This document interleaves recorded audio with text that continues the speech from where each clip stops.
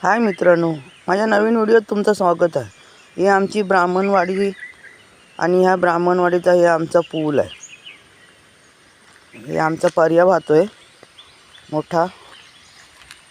बघा, या पर्यावरती हा पूल आहे। रस्ता डांबरी आहे।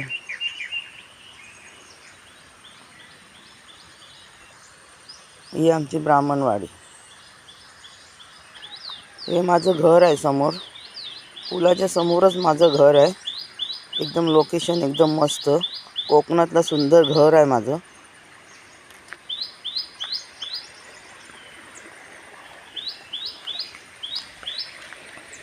आता इथे भरपूर खेकड्या पकडतील।